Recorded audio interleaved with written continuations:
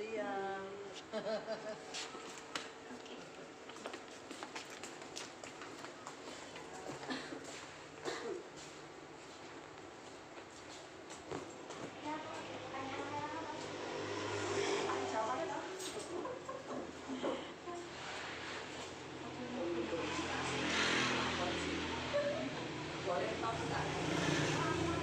Siang, Bu. Iya, siang.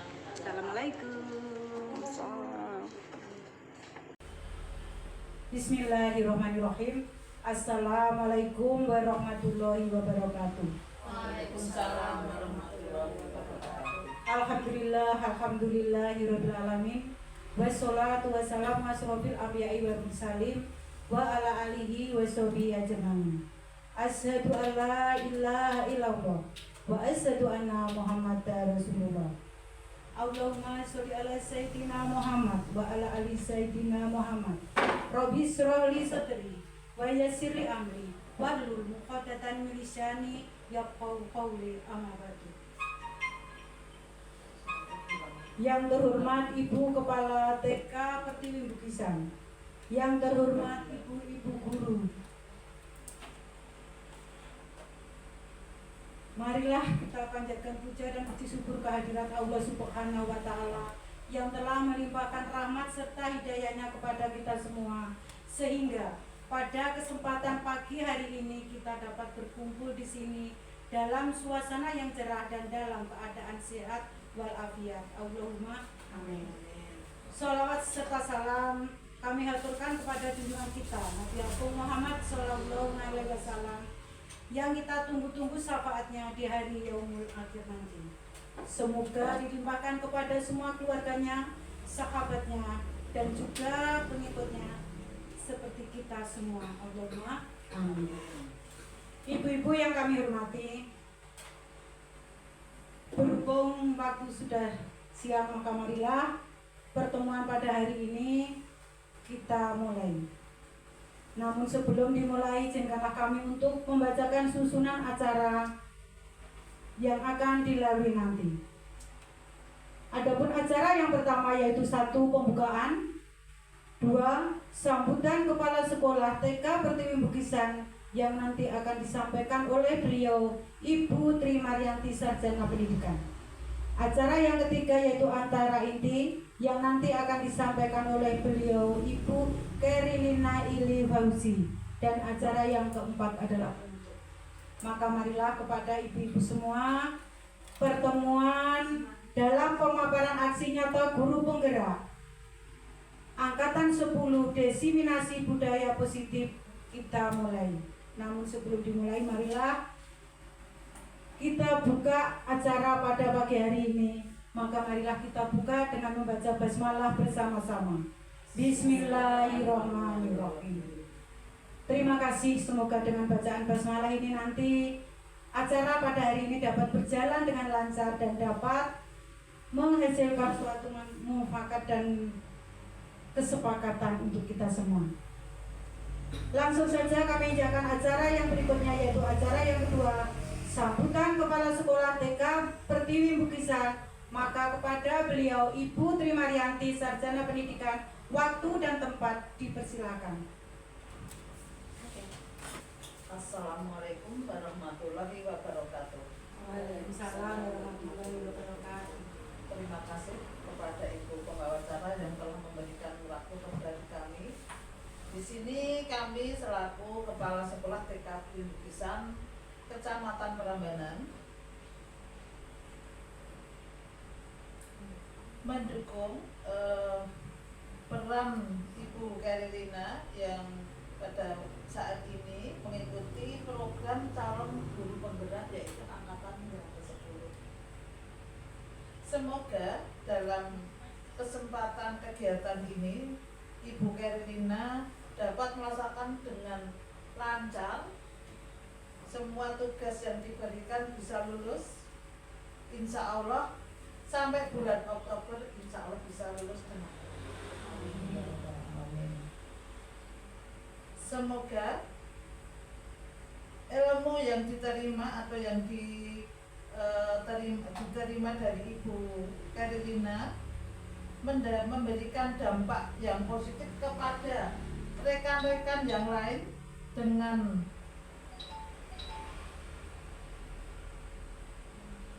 mengekspresikan positif kepada rekan-rekan guru yang lain. Semangat Ibu Karilina di lembaga kita, semoga sukses Ibu Karilina. Mungkin dari kami yang dapat kami aturkan. Terima kasih. Wassalamualaikum warahmatullahi wabarakatuh. Terima kasih kepada Ibu Kepala Sekolah yang telah memberikan sambutan dan juga memberikan semangat kepada Ibu Karilina. Semoga kedepannya Ibu Karilina dapat membawa nama baik lembaga kita.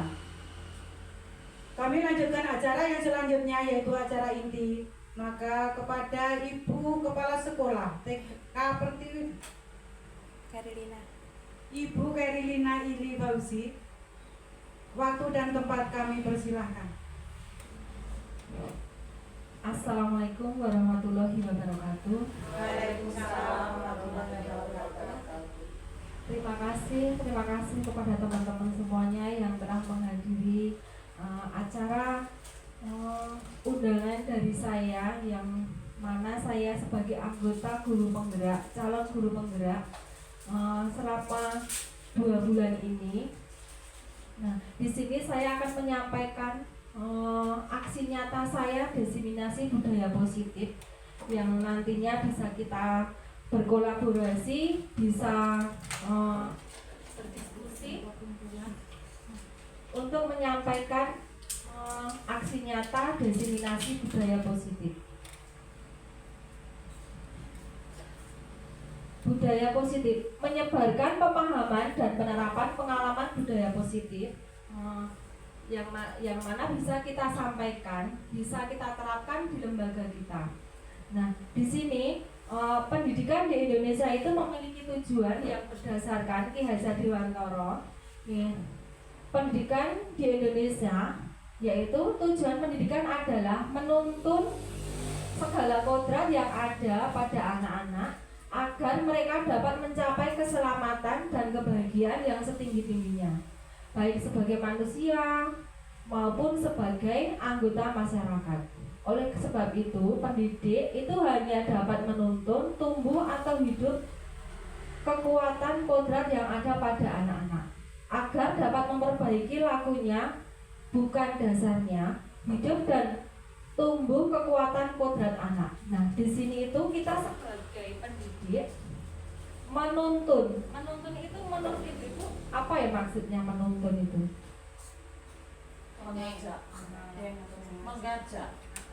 Menuntun itu mengajak, menggandeng, dan mendukung.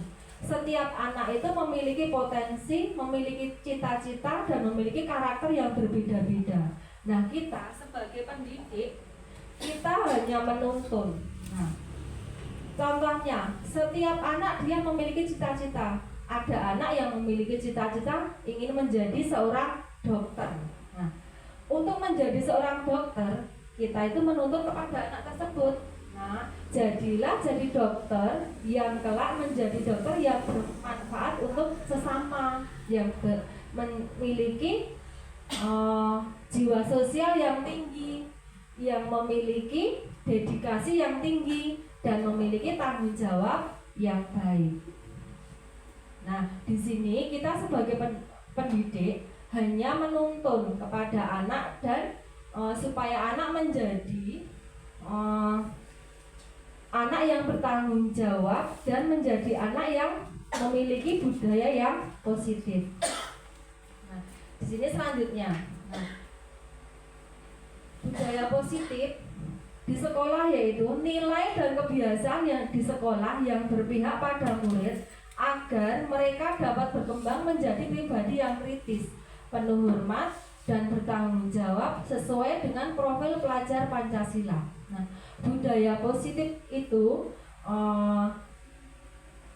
yang berhubungan dengan nilai-nilai kebajikan, nilai-nilai kebiasaan kepada anak yang nantinya anak memiliki pribadi yang baik, pribadi yang kritis, memiliki penuh hormat dan bertanggung jawab. Nah, yang berdasarkan dengan profil pelajar Pancasila. Nah, contohnya budaya positif itu sudah diterapkan di sekolah. Nah, di sini biasanya anak kalau pagi itu mengucapkan salam, kemudian salaman dengan gurunya, menyapa dengan temannya. Nah, itu sudah termasuk contohnya budaya positif. Nah, selanjutnya mengucapkan terima kasih ketika diberi sesuatu dari temannya atau dari orang tuanya atau dari gurunya. Nah, secara tidak langsung anak sudah memiliki budaya positif. Selanjutnya bersikap sopan kepada orang yang lebih tua. Nah, di sini anak sudah mengenal sopan santun, sudah mengerti sopan cara berbicara dengan orang yang lebih tua, sudah mengerti cara bersikap kepada orang yang lebih tua, cara meminta tolong, kemudian cara berbicara dengan orang yang lebih tua. Nah, di sini anak sudah setiap hari sudah melaksanakan sendiri secara tidak langsung. Namun kita sebagai guru mungkin kita belum mengenal budaya positif itu seperti apa. Nah, di sini saya selama menjadi guru penggerak, saya memahami bahwa materi budaya positif itu ternyata sangat bermanfaat sekali bila diterapkan di lembaga, khususnya untuk anak didik kita. Selanjutnya, nah, di sini budaya positif itu memiliki konsep utama. Konsep utama dari budaya positif itu diantaranya ada 7, yaitu perubahan paradigma belajar, disiplin positif, kebutuhan dasar manusia, motivasi perilaku manusia, restitusi posisi kontrol guru, keyakinan kelas, segitiga restitusi. Nah, di antara 7 ini sangat bermanfaatlah sekali untuk sebagai seorang pendidik yang bisa diterapkan di lembaga kita, terutama untuk anak-anak yang masih usia TK, yang mana nanti anak-anak itu memiliki budaya positif, nilai-nilai kebajikan yang bisa diterapkan kepada anak-anak. Selanjutnya, nah di sini yang pertama budaya positif itu perubahan paradigma belajar. Perubahan paradigma belajar yaitu dalam membangun budaya positif, sekolah dapat menyediakan lingkungan yang positif, aman dan nyaman agar siswanya mampu berpikir, bertindak, dan mencipta dengan merdeka, mandiri, dan bertanggung jawab. Nah, di sini paradigma belajar itu untuk membangun budaya positif itu sekolah bisa menyediakan lingkungan yang nyaman, lingkungan yang aman. Jadi anak-anak itu merasa nyaman di sekolahnya, merasa nyaman di lembaganya. Ketika anak belajar akan merasa nyaman dan merasa berekspresi dan bisa berpikir secara positif. Kemudian anak juga lebih mandiri karena apa? Karena lingkungan belajarnya itu terasa nyaman. Kemudian anak juga merasa bertanggung jawab terhadap lingkungannya supaya anak itu menjadi lebih nyaman di sekolah. Selanjutnya, disiplin sangat berkaitan dengan kontrol guru terhadap siswa. Nah, disiplin itu biasanya sangat berkaitan sekali dengan kontrol guru terhadap siswanya. Nah, di sini ada permainannya. Ini permainan ada 2 orang. Di antaranya namanya ini A dan B. Nah, permainan ini si A itu mengepalkan tangannya dengan kencang, dengan genggamannya itu. Karena apa? Karena genggamannya itu dia memiliki sesuatu yang sangat berarti. Kemudian yang B itu sebagai lawannya A itu untuk dia pengen mempengaruhi dan mempengaruhi A supaya dia mau membuka genggaman tangannya. Nah, Misalnya seperti ini. Nah, misalkan Bu Guru punya sesuatu, nah digenggam di tangannya. Ada guru yang pengen mempengaruhi untuk membuka tangannya itu. Untuk Bu Guru kemungkinan mau nggak tangannya itu dibuka? Seandainya dibujuk, kamu mau nggak ikut saya, nanti saya kasih ini, saya berikan soto. Nah itu kira-kira kamu mau nggak membuka tangan tersebut? Nah, mau nggak itu untuk membuka tangannya kira-kira menurut Ibu? Mau. Kamu dibelikan soto. Oh ya, benar betul. Nah, mau membuka karena mau diberikan soto. Nah, berarti A itu dia mempunyai kontrol diri dari luar. Karena termotivasi makan soto, makanya mau membuka genggaman tangannya.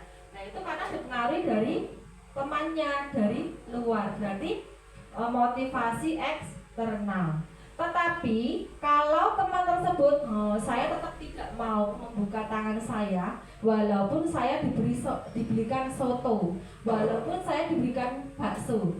Nah, tetapi saya tetap tidak mau membuka tangan saya. Nah, itu termasuk motivasi dari dirinya sendiri karena apa? Tidak terpengaruh dari soto kemudian. Karena tidak soto mungkin tidak suka soto, karena mungkin sudah kenyang juga bisa. Nah, nah itu motivasi intrinsik, itu motivasi yang berasal dari dirinya sendiri. Kalau motivasi eksternal itu motivasi yang berasal dari luar. Misalnya nih, dengan kata membujuk, menghardik, mengintimidasi, memarahi, menggoda, menggelitik, bahkan menawari sesuatu atau uang yang bersedia untuk membuka kepalan tangan tersebut. Nah, itu termasuk motivasi eksternal. Nah, maka dari itu kita sebagai pendidik mengusahakan anak itu memiliki motivasi dari dirinya sendiri, memiliki kesadaran sendiri tanpa harus dengan motivasi eksternal. Nah, kalau motivasi eksternal, misalkan anak berangkat pagi karena takut dihukum oleh gurunya. Nah, itu termasuk motivasi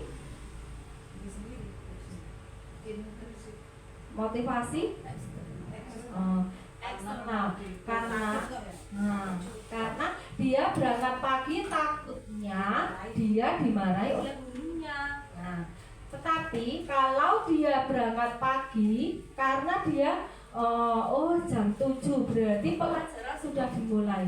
Nah, itu termasuk motivasi intrinsik, motivasi dari dirinya sendiri. Nah, seperti itu ya. Selanjutnya, nah, perubahan paradigma belajar nih dari pakar Dr. William Glasser, dia menyampaikan bahwa ilusi guru mengontrol murid itu secara ilusinya itu guru memaksa murid. Nah, misalkan, kamu jangan seperti itu, kamu jangan membuang sampah di sembarangan. Nah, seperti namanya guru yang mengontrol murid. Kemudian ilusi bahwa semua penguatan positif efektif dan bermanfaat, misalnya guru mengiming-imingi sesuatu untuk melakukan sesuatu yang bukan dari diri anak, seperti tadi. Nah, seperti tadi mengepalkan tangan tadi itu. Nah, membuka tangan, kalau nanti tak belikan soto, kalau kamu mau tak belikan soto. Nah, ini termasuk iming-iming, mengiming-imingi mengasih sesuatu, soto tadi itu. Nah, terus selanjutnya, ilusi bahwa kritik dan membuat orang merasa bersalah dapat menguatkan karakter atau memaksa anak untuk mengakui kesalahannya bukan dari kesadaran dari anak tersebut. Nah, ini contohnya. Ada dua anak yang sedang berkelahi. Berkelahi itu sampai antem-anteman. Kemudian yang satunya itu sampai menangis, luka sedikit. Tapi anak tersebut tetap menangis, kemudian mengadu sama gurunya. Nah, mengadu kepada gurunya. Kenapa kamu menangis? Saya diantem teman saya. Nah, kenapa kok diantem? Nah, saya diantem teman saya karena saya merebut mainannya. Nah, itu anak sudah memberikan alasan. Nah, tetapi teman yang tadi itu yang mengantem temannya yang sakit tadi itu, dia dipanggil sama gurunya. Kenapa kamu mengantem sama temenmu? Iya bu, saya minta maaf karena saya mengantem teman saya. Nah, kenapa kamu mengantem? Karena saya tidak terima tangan saya sakit. Nah, itu termasuk anak mengakui kesalahannya. Jadi sebelum bu guru menanyai, tapi anak sudah mengakui kesalahannya. Nah, itu termasuk anak merasa bersalah dan bisa menguatkan sebagai karakternya. Nah, kita sebagai guru yang bagusnya itu anak kita sebagai pendidik menguatkan karakter anak tersebut. Jadi anak tersebut tidak harus kita menanyakan kenapa kamu menghantam, apa kesalahan kamu. Anak sudah mengakui kesalahannya. Nah, itu termasuk budaya positif yang diharapkan. Selanjutnya, bahwa orang dewasa memiliki hak untuk memaksa anak. Nah, itu ilusinya bahwa orang dewasa itu bisa memiliki hak mengatur anak. Nah, itu ilusinya seperti itu. Padahal anak juga punya hak juga.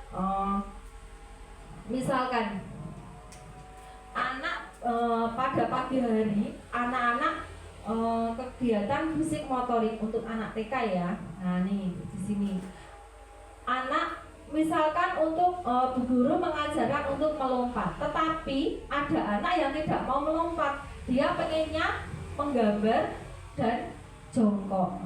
Nah, kita sebagai orang dewasa, kita sebagai guru tidak boleh memaksa anak untuk tetap melompat. Biarkan anak memiliki punya hak. Kita menghilangkan ilusi ini, orang dewasa itu tidak memiliki hak untuk memaksa anak. Biarkan anak untuk berekspresi dan berimajinasi dengan karakternya. Dan selanjutnya,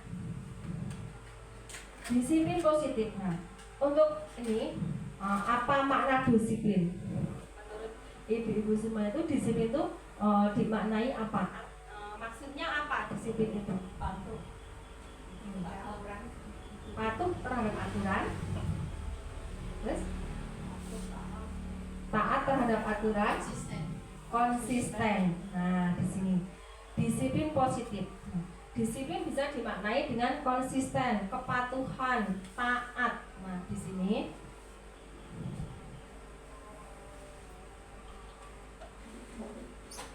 ya Bu. Nah, disiplin di sini berasal dari kata disiplina. Artinya itu belajar. Nah, makna asal dari kata ini berkonotasi dengan disiplin dari diri dari murid-murid serta pelatur. Disiplin diri membuat orang menggali potensinya menuju sebuah tujuan apa yang dia hargai.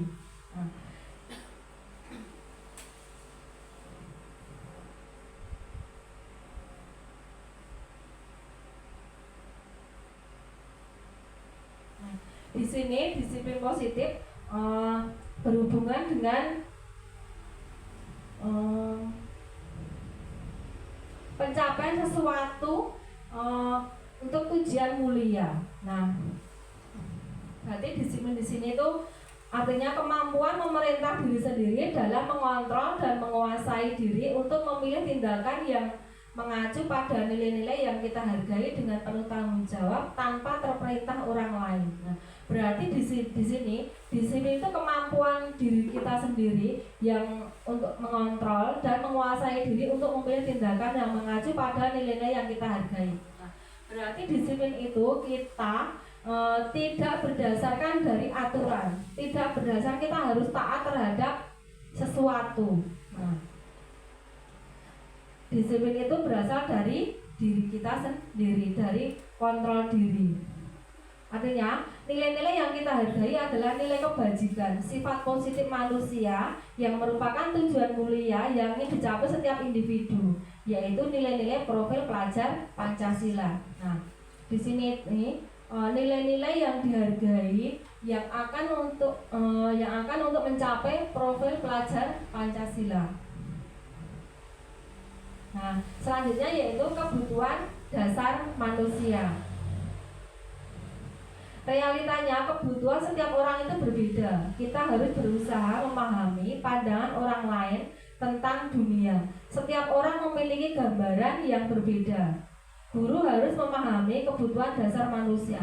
Nah, di sini setiap manusia itu memiliki kebutuhan yang berbeda-beda. Nah, sebagai guru juga harus memahami kebutuhan terhadap anak didik kita. Nah, di sini kebutuhan manusia itu dibagi menjadi 5. Ada 5 kebutuhan, yaitu kebutuhan bertahan hidup, survival, contohnya makan, sandang, papan. Kemudian kasih sayang, love and belonging. Contohnya anak mencari perhatian, minta kasih sayang, caper, cari perhatian. Kalau bahasa kerennya itu caper. Kemudian penguasaan, the power. Anak menginginkan jadi pemimpin, menjadi anak yang paling hebat, menjadi anak yang paling kuat di komunitasnya. Selanjutnya, kebebasan, freedom. Anak membutuhkan kebebasan dalam memutuskan suatu keputusan. Nah, di sini anak membutuhkan kebebasan. Misalkan anak dari orang tuanya membawa bekal. Nah, dibawain bekal setiap hari nasi kuning terus. Nah, anak merasa tidak bebas. Bu, saya pengen sangu nasi uduk, jangan nasi kuning terus. Nah, seperti itu. Selanjutnya, kesenangan, fun. Anak membutuhkan kesenangan pada diri anak. Nah, di sini anak juga membutuhkan kesenangan. Suka menggangguin temannya karena iseng, karena seneng. Aku seneng gangguin kamu, aku seneng iseng gangguin dia, seperti itu. Nah, di sini ada kasus ya Bu ya. Nih kasusnya. Ibu Ria, guru kelas 6 SD Permai, sedang bingung menghadapi ulah salah satu muridnya di kelas yang bernama Agus. Beberapa anak telah datang dan mengeluhkan Agus yang seringkali meminta bekal makan siang mereka dengan memaksa. Jika Anda menghadapi situasi seperti ini, Ibu Ria, menjadi Ibu Ria, apa yang akan Anda lakukan? Menurut Anda, kira-kira apa alasan Agus melakukan seperti itu? Nah, coba Bu. Ini kira-kira Agus ini melakukan seperti itu, meminta makanan temannya itu memaksa. Kira-kira apa maksudnya Agus itu kok meminta makanan dengan memaksa? Lapar bisa, karena lapar juga bisa, terus caper juga bisa. Tidak cocok dibawain bekal dari orang tuanya. Nah, coba kita lihat ya Bu ya. Nah, di sini dalam konteks penerapan disiplin positif, Ibu Ria sebaiknya mencari tahu alasan Agus melakukan tindakan tersebut agar mengetahui kebutuhan mana yang sedang berusaha dipenuhi oleh Agus. Nah, ini di sini ada tadi kebutuhan manusia ada 5. Survival, kebutuhan sandang, pangan dan papan tadi. Kemudian kasih sayang, cinta love and belonging. Kemudian freedom, kebebasan. Kemudian fun, kesenangan, power, penguasaan. Nah, di sini kita bahas satu-satu ya Bu ya. Nah, survival kebutuhan. Di sini Agus meminta makan dari temannya itu karena apa? Karena lapar, karena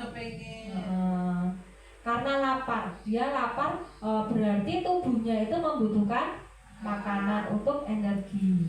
Kemudian yang kedua, kasih sayang tadi itu.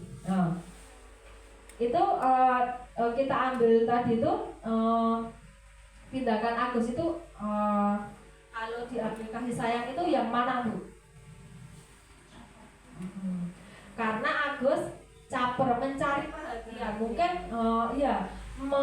di kelasnya itu dia minta perhatian karena Agus itu anaknya aktif. Nah, dia minta diperhatikan, Ben Bu Guru nanti memperhatikan saya. Nah, itu termasuk kebutuhan kasih sayang. Nah, selanjutnya yang ketiga penguasaan, the power. Nah, itu sifat Agus, perilaku Agus tadi yang mana ya Bu ya untuk menjadi anak yang the power, penguasa, memaksa temannya untuk meminta makanan.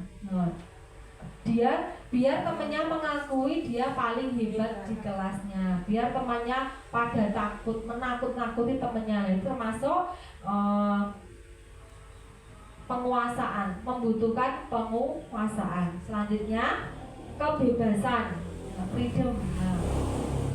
Dari Agus tadi itu mana yang condong ke kebebasan, condong ke kebutuhan kebebasan.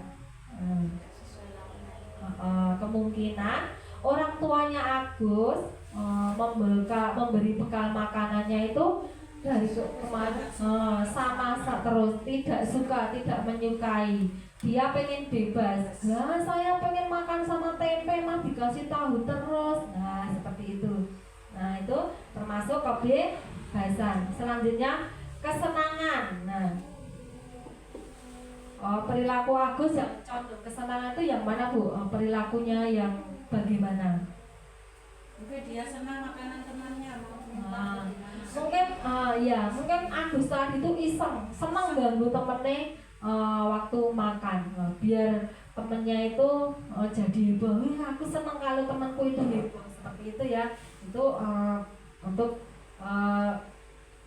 kebutuhan yang harus dipahami oleh pendidik atau orang dewasa. Jadi kebutuhan ada 5 ya, mungkin kebutuhan kebebasan, penguasaan, kesenangan, kemudian kasih sayang, dan kebutuhan sandang, pangan, dan papan tadi itu. Nah, ini selanjutnya masuk di hukuman dan sanksi, konsekuensinya. Ini ada kasus ya Bu ya. Iva kurang menguasai pelajaran matematika sehingga pada saat pelajaran tersebut berlangsung, dia lebih banyak berdiam diri atau menggambar di buku pelajarannya. Pada saat Pak Guru matematikanya, namanya Pak Seno, menanyakan pertanyaan, Iva menjadi gugup dan kaget. Secara tidak sengaja dia menjatuhkan tasnya di kursi. Secara tiba-tiba pada saat mau menjawab dia gugup. Kemudian seluruh temannya itu tertawa melihat perilaku Iva yang bicaranya gagap dan terkejut kaget tersebut tadi itu. Pak Seno pada saat itu membiarkan teman-temannya Iva menertawakan Iva dengan tergagap dan malunya luar biasa. Dan malahan minta Iva untuk maju ke depan, berdiri di depan kelas sambil menunjuk hidungnya karena tidak bisa menjawab pertanyaan Pak Seno. Kelas makin gaduh, heboh, dan anak-anak pun tertawa melihat Iva di depan kelas memegang ujung hidungnya. Nah, di sini pertanyaannya, apakah Anda setuju dengan tindakannya Pak Seno atau Iva pada Iva tadi itu? Tidak setuju. Mengapa tidak setuju, Bu? Menjatuhkan mental anak. Karena menjatuhkan mental anak untuk maju ke depan biar temennya ditertawakan. Nah, ini pertanyaan kedua. Menurut Anda tindakan Pak Seno terhadap Iva adalah sebuah hukuman atau konsekuensi? Hukuman. Hukuman. Mengapa hukuman? Ya. Karena menjatuhkan tas.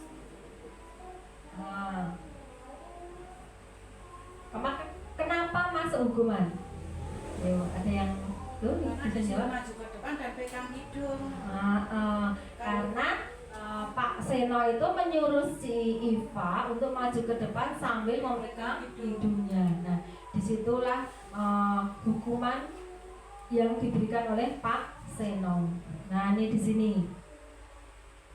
Ini yang motivasi tadi ya Bu ya. Semua perilaku memiliki tujuan atau teori motivasi perilaku manusia. Nah, di sini untuk menghindari ketidaknyamanan atau hukuman, apa yang akan terjadi apabila saya tidak melakukannya. Nah, ini termasuk ciri-ciri motivasi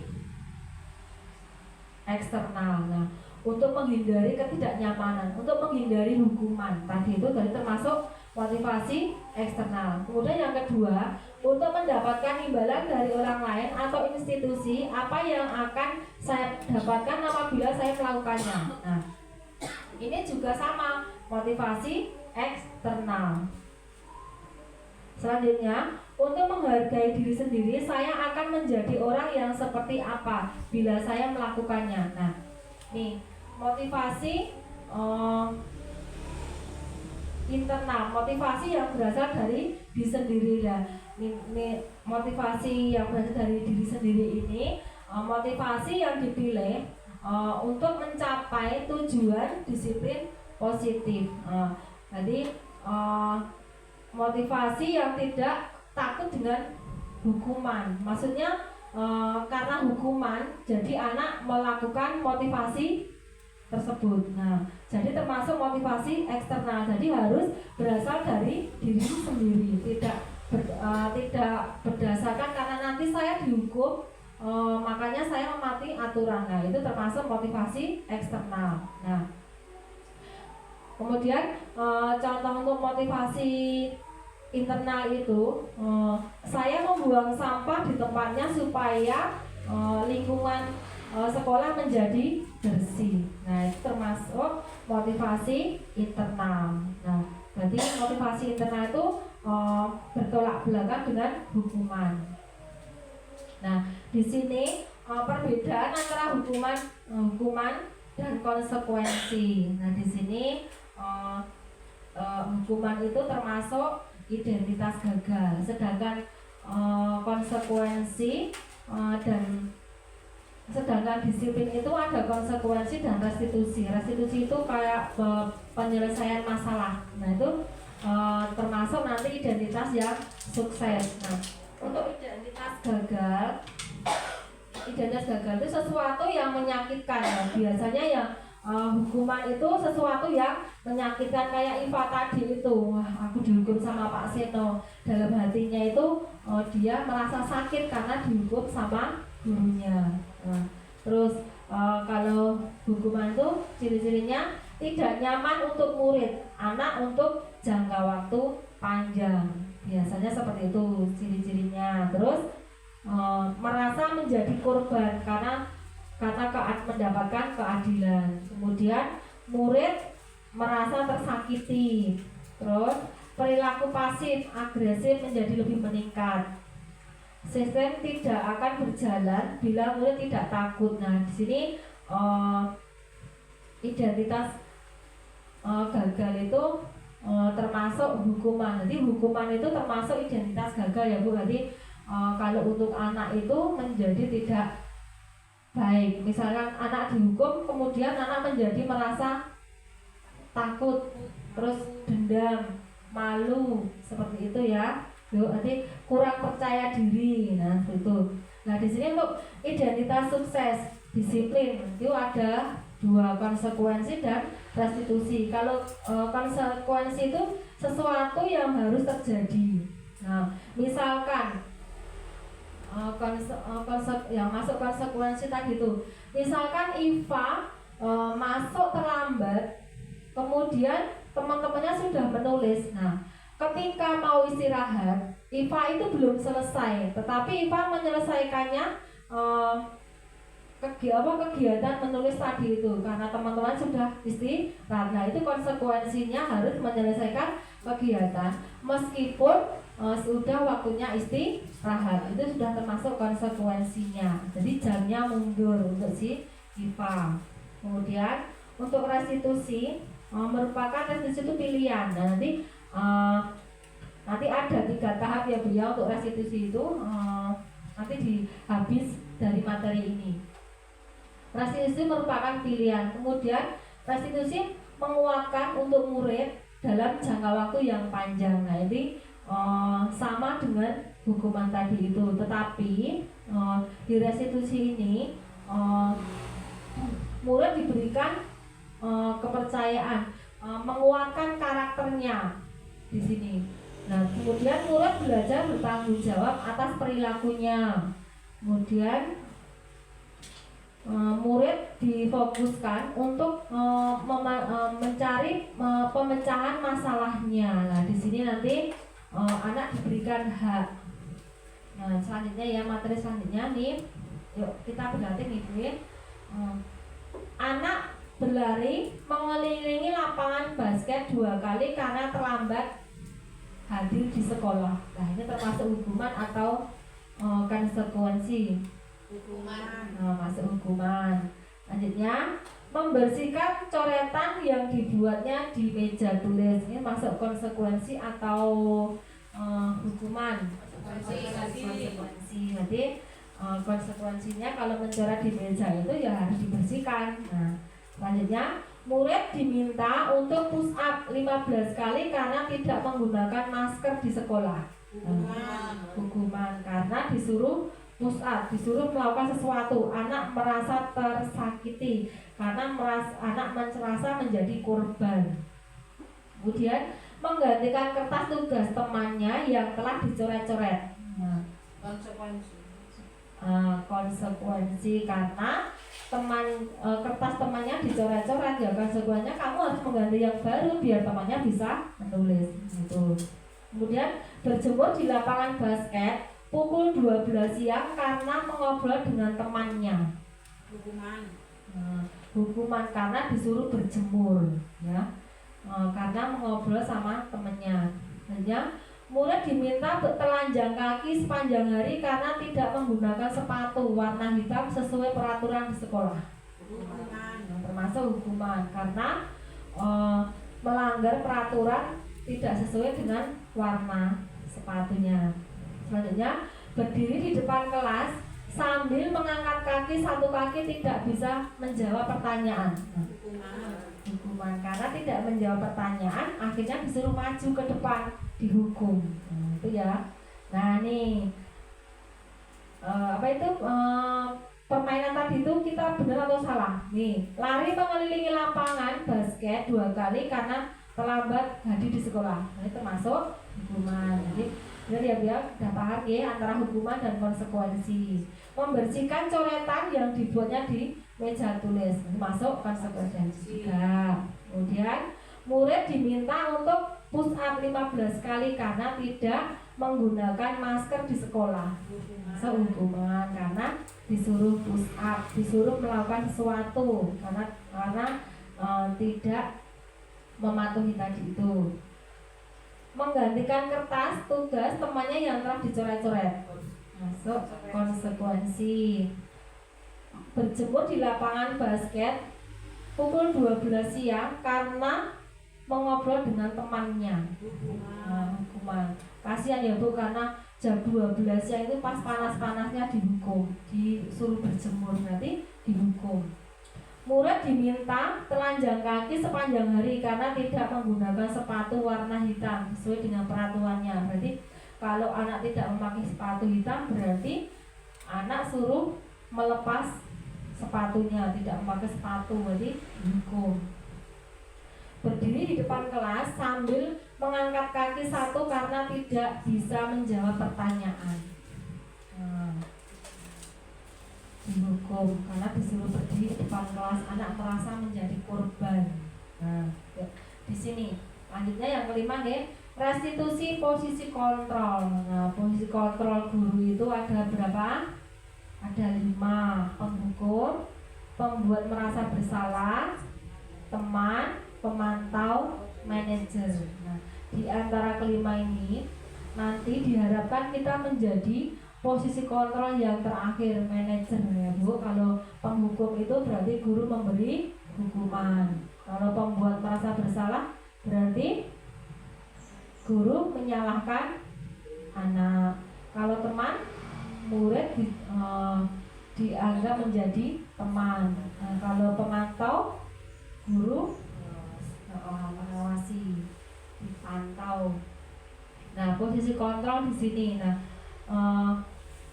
posisi kontrol di sini ini ada identitas gagal tadi itu, kontrol yang dari luar, motivasi yang dari luar, kemudian identitas berhasil itu motivasi yang berasal dari luar juga, identitas berasal dari diri sendiri. Berarti ada 3 kontrol dari luar, ada 2 kontrol dari luar dan kontrol dari dalam. Nah di sini penghukum, posisi kontrol sebagai penghukum. Nah ini misalnya guru menghardik, membentak-bentak, menyakiti, menyindir. Nah itu guru berbuat seperti itu. Nah itu termasuk motivasi kontrol guru penghukum. Kemudian posisi kontrol guru sebagai pembuat rasa bersalah. Nah guru berbuat menceramah, jadi menceramah mengatakan seharusnya kamu itu gini-gini, ibu kecewa ya kamu melakukan seperti itu. Nah itu termasuk pembuat rasa bersalah. Kemudian kalau posisi kontrol sebagai teman, guru membuatkan alasan-alasan untuk muridnya sebagai teman. Biasanya murid lebih ketergantungan, kemudian bahasanya kita itu lebih lemah, kemudian anak menjadi tidak mandiri. Terus kalau pemantau, posisi kontrol pemantau, di sini guru bersikap lebih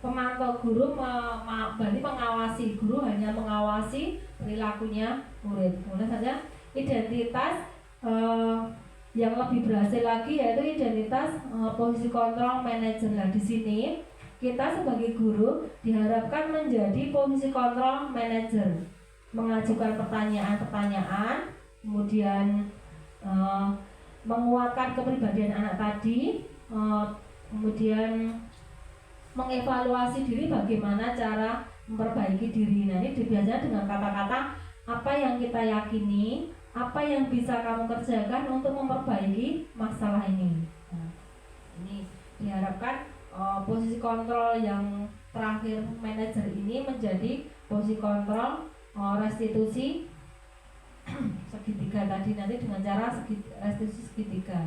Nah di sini posisi kontrol guru. Contohnya dengan pertanyaan-pertanyaan seperti ini.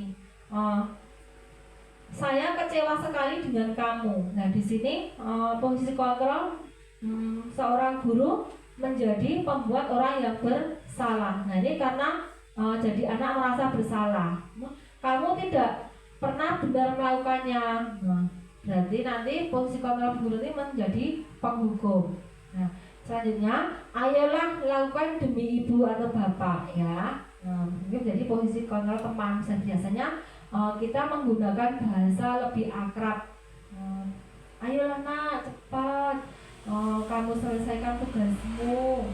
Nanti biar bu kepala sekolah tidak datang ke sini. Nah ini termasuk posisi kontrol sebagai teman. Kemudian posisi kontrol sebagai pemantau biasanya menggunakan bahasa, apakah kamu mau mendapatkan stiker bintang hari ini? Nah itu biasanya posisi kontrol pemantau. Bagaimana kamu bisa menyelesaikan masalah ini? Nah ini posisi kontrol manajer. Jadi anak diberikan waktu, kesempatan untuk mencari kesalahan itu tadi itu apa. Nah itu terus solusinya bagaimana. Terus gurunya juga membantu untuk menyelesaikan masalah tadi itu. Nah itu termasuk posisi kontrol manajer. Selanjutnya ini ada kasus nih. Kasus 1 ya. Pada hari Senin Pak Harun tidak masuk sekolah. Nah, Pak Harun merupakan guru matematika. Pada saat itu Bu Wati menggantikan Pak Harun. Bu Wati baru 1 tahun menjadi guru SMP. Beberapa murid perempuan, Vivi dan Natali, mengetahui hal ini dan mulai menggunakan kesempatan bersikap seenaknya, tertawa dan tidak mengindahkan kehadiran Bu Wati. Bu Wati mencoba menyapa Vivi dan Natali dengan ramah sambil mengingatkan untuk tetap fokus pada tugasnya. Ayolah, tugasnya dikerjakan, nanti ibu ditegur sama bapak kepala sekolah kalau kalian tidak mengerjakan tugas. Tolong bantu ibu ya. Namun Vivi dan Natali malah jadi tertawa. Ibu santai aja bu. Mereka tetap tidak mengerjakan tugas dan malah mengobrol. Nah, fungsi kontrol seperti ini, apakah di antara posisi kontrol tadi itu ada 5 ya bu? Posisi kontrol yang dialami oleh Ibu Wati itu posisi kontrol yang mana bu? Apakah posisi kontrol manajer atau posisi kontrol sebagai teman atau posisi kontrol sebagai penghukum? Nah, sebagai teman. Nah, ini karena Bu Wati tadi itu seolah-olah mengajak, ayolah tugasnya dikerjakan, nanti ibu ditegur sama bapak kepala sekolah. Nah, tapi anak-anak tetap merasa enjoy. Nah, itu termasuk posisi kontrol sebagai teman. Jadi anak itu tidak merasa takut. Nah, ini kasus 2. Anto dan Dino sedang bermain bersama di lapangan basket dan tiba-tiba terlibat dalam sebuah pertengkaran adu mulut. Dino emosi, kemudian mengadakan kontak fisik, menarik bajunya si Anto dengan kasar sampai 3 kancing bajunya Anto tadi itu terlepas. Pada saat itu guru piket langsung melerai mereka, membawa mereka ke ruang kepala sekolah. Namanya Ibu Suti. Ibu Suti sebagai kepala sekolah berupaya menenangkan keduanya, terutama Dino. Dino, sebenarnya kamu saat ini sedang marah ya. Kemudian Dino mendengar, kemudian bercerita kekesalannya tentang hatinya. Iya bu, tadi saya baju saya ditarik sama si Anto.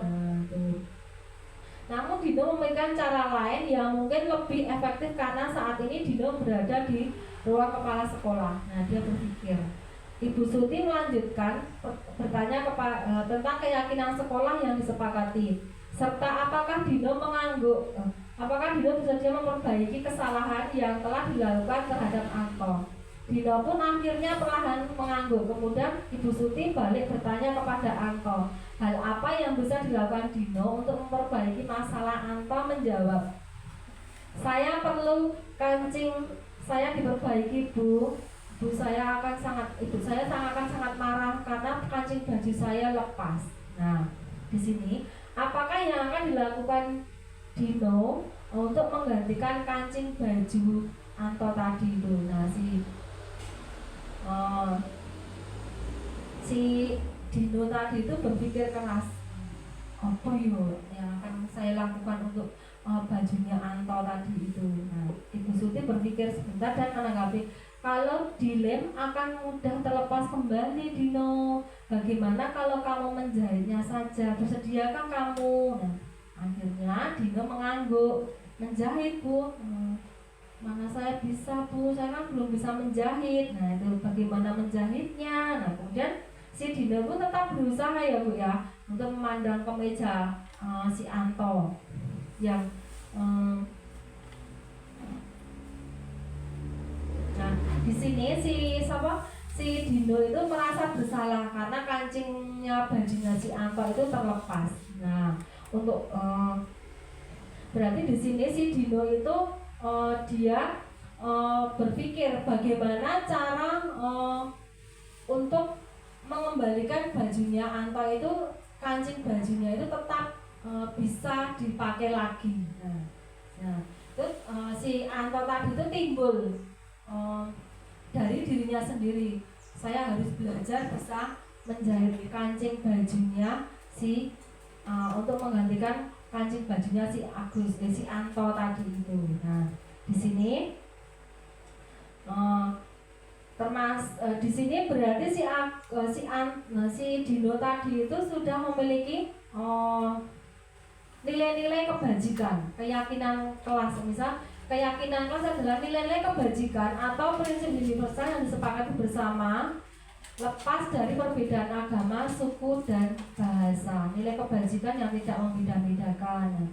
Suatu motivasi dari dalam intrinsik, seseorang akan lebih bersemangat untuk menjalankan keyakinannya daripada hanya sekedar mengikuti peraturan. Nah, dari sini tadi itu si Dino tetap bersemangat untuk membetulkan bajunya si Anto, karena si Dino tadi itu memiliki keyakinan bahwa saya harus bisa menggantikan kancing bajunya si Anto tadi itu. Dino berarti ya. Nah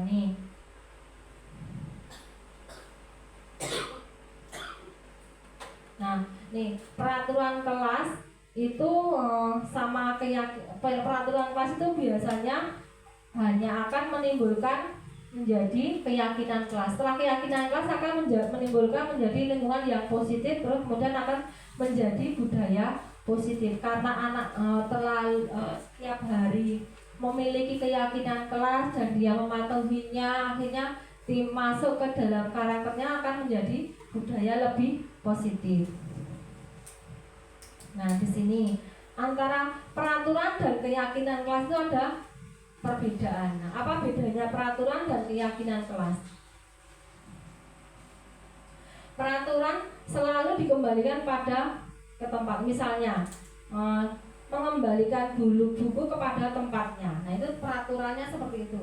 Tetapi kalau keyakinan kelas, dia akan memiliki rasa tanggung jawab karena dia sudah mengambil bukunya, berarti dia memiliki tanggung jawab untuk mengembalikan. Nah, di sini peraturan itu berasal dari sesuatu yang sudah diciptakan. Berarti kalau keyakinan kelas itu sesuatu yang menjadi kesepakatan kelas. Nah, di sini keyakinan kelas itu berupa biasanya pernyataan yang lebih universal, kemudian keyakinan yang berbentuk menjadi lebih positif, kemudian keyakinan kelas juga dapat diterapkan di lingkungan di dalam kelas, kemudian keyakinan kelas bisa berubah-ubah. Nah, ini contohnya Bu, dokumentasi sosialisasi keyakinan kelas di tempat saya. Misalkan di sini keyakinan kelas saya itu di dalam kelas kamu anak menyelesaikan tugasnya, kegiatannya dengan baik, kemudian tidak berbicara ketika sedang makan bersama, kemudian menjaga kebersihan lingkungan sekolah. Nah, itu kita menciptakan keyakinan kelas. Kita bersepakat dengan siswa keyakinan untuk menciptakan suasana lingkungan yang kondusif. Misalnya kalau di dalam kelas kita tidak boleh makan waktu jam pelajaran. Nah, itu termasuk setuju nggak? Setuju. Nah, itu termasuk keyakinan kelas.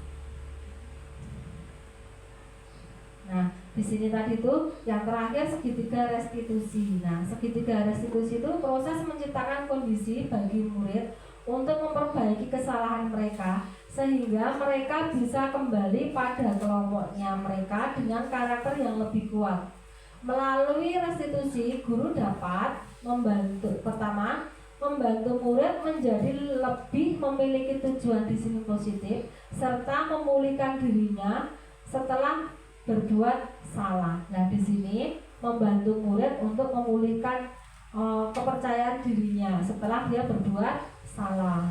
Kemudian membantu murid untuk jujur pada dirinya dan mengevaluasi dampak dari kesalahan yang dilakukan. Nah, di sini membantu murid untuk bersikap jujur, mengakui kesalahannya. Selanjutnya memberikan penawaran bukan paksaan. Apakah kamu akan berubah ketika kamu melakukan kesalahan? Seperti itu. Ini sebenarnya ada contohnya ya Bu, tapi videonya itu saya upload di YouTube tapi tidak ada internetnya, jadi nggak bisa diputar. Nah, di sini segitiga restitusi itu ada 3 tahap.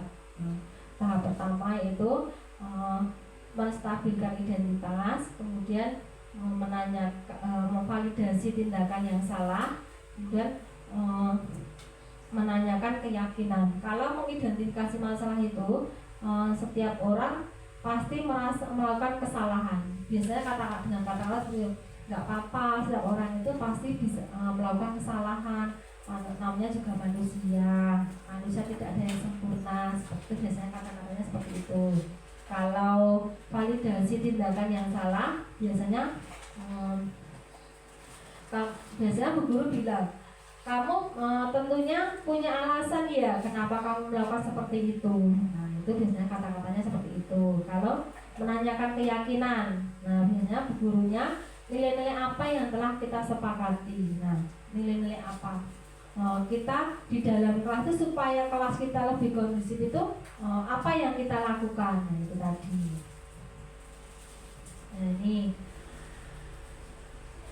tahapan segitiga restitusi tadi ada 3, yaitu menstabilkan identitas, kemudian validasi tindakan yang salah, kemudian menanyakan keyakinan. Nah, di sini untuk menstabilkan identitas itu diantaranya berbuat salah itu tidak apa-apa. Nah, itu biasanya memakai kata-kata seperti itu. Tidak apa-apa, manusia tidak ada yang sempurna, seperti itu.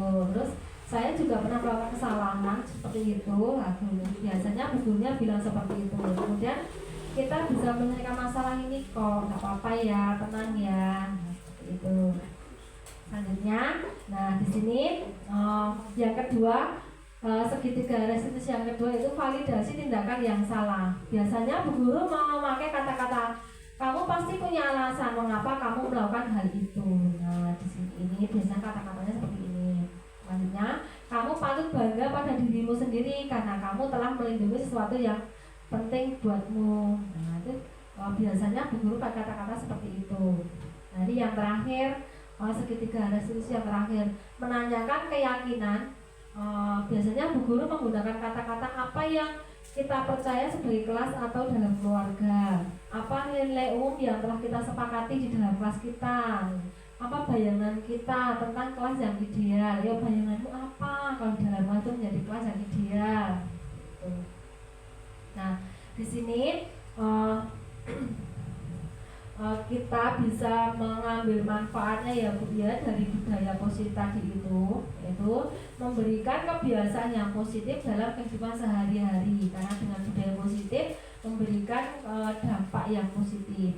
Kemudian dapat membangun komunikasi yang terbuka antara guru dan murid. Nah, antara guru dan murid itu tidak ada jarak, mereka saling terbuka karena akrab, menjadi lebih akrab. Selanjutnya dapat menciptakan lingkungan belajar yang kondusif. Nah, karena adanya keyakinan kelas budaya positif tadi itu, lingkungan belajar menjadi lebih kondusif.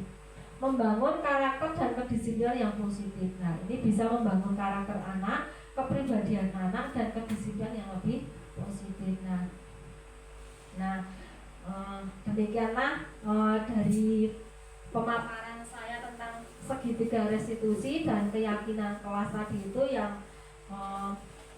yang tercakup dalam diseminasi budaya positif tadi itu. Nah, kita bisa mempraktekkan dalam lingkungan belajar kita. Semoga dengan pemaparan saya ini bisa bermanfaat dan bisa diterapkan di lembaganya masing-masing. Terima kasih yang telah mengikuti sampai selesai ya Bu ya. Mungkin ada yang ditanyakan?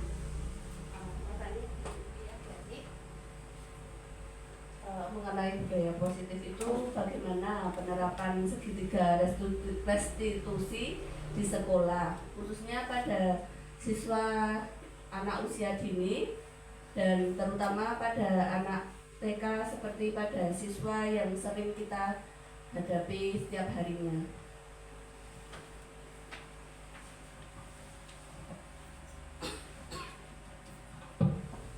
Terima kasih Bu Eti.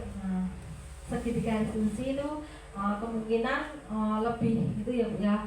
Kalau untuk anak yang udah SD, SMP itu kemungkinan gurunya lebih mudah ya. Tapi kalau untuk kita sebagai guru TK itu kemungkinan kita harus benar-benar menggunakan pendekatan kepada anak dengan cara yang menyenangkan, dengan cara yang tidak membuat anak itu menjadi kurang percaya diri. Nah, di sini kita bisa menggunakan dengan 3 tahapan tadi: menstabilkan identitas, validasi tindakan yang salah, menanyakan keyakinan. Misalkan ada anak yang sedang makan di dalam kelas ketika pembelajaran sedang berlangsung. Nah, kita memanggil anak tersebut, menanyakan, kenapa kamu makan di kelas? Dan anak pasti menjawab, nah saya lapar Bu. Nah, kita sebagai seorang guru juga, oh iya, kalau tidak makan pasti perut kita lapar ya, karena kita kegiatan dalam keseharian itu kan kita beraktivitas juga, nanti membutuhkan energi. Kemudian validasi tindakan yang salah dengan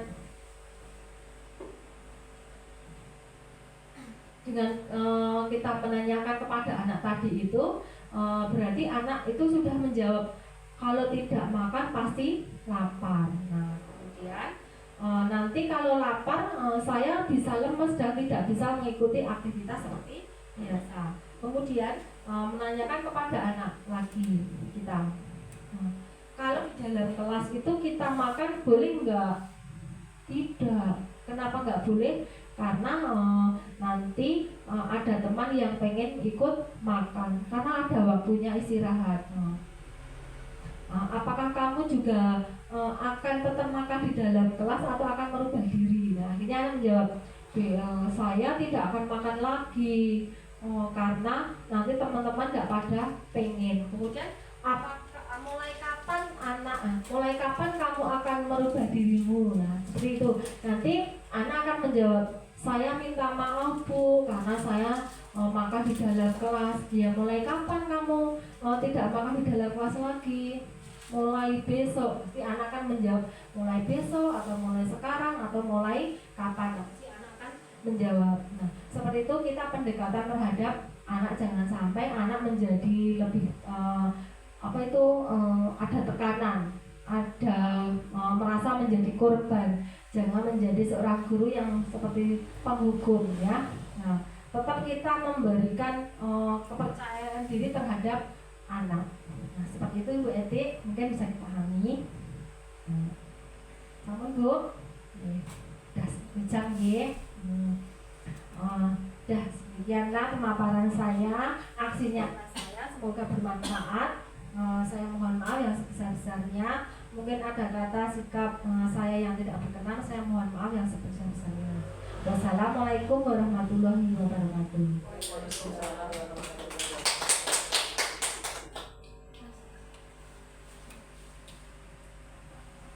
Terima kasih kepada Ibu Lina yang telah menyampaikan pemaparan aksi nyata guru penggerak angkatan 10 diseminasi budaya positif.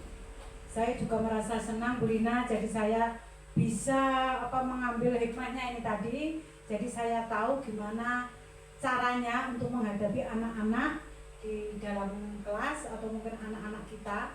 Dan semoga ini nanti bisa menjadi motivasi bagi kita.